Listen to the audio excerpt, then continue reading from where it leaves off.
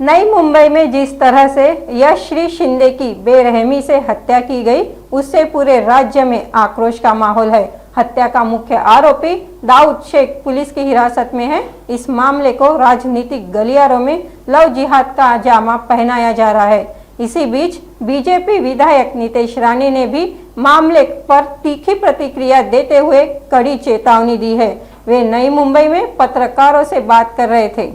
त्याच शक्तींना ठेचण्यासाठी आज आम्ही इथे सगळे जमा झालेलो आहे। आज ही यशस्वी नसून यास्मीन असती ना, तर एकही हिंदू इथे जिवंत राहिला नसता। आज आम्ही जे काही पोलीस खातं करताय, जे काय आमचे गृह मंत्रालय करते, आमचा त्याच्यावर विश्वास आहे। मला विश्वास आज जसं त्याला कर्नाटकवरून त्याला पकडून इथे आणताय, योग्य शिक्षा भेटेल तो विषय नाही, पण आमची इच्छा आहे की ही प्रवृत्ती ठेचली पाहिजे। या जिहादी मानसिकतेला कसं संपवता येईल, त्यासाठी जी शक्ती उभी करायला लागेल ती सगळी शक्ती आम्ही उभी करणार। फक्त सगळ्याच गोष्टी कॅमेऱ्यासमोर बोलू शकत नाही, पण ज्या ज्या लोकांनी त्या दाऊद शेखला मदत केली त्यांची सगळ्यांची नावं आमच्याकडे आहेत।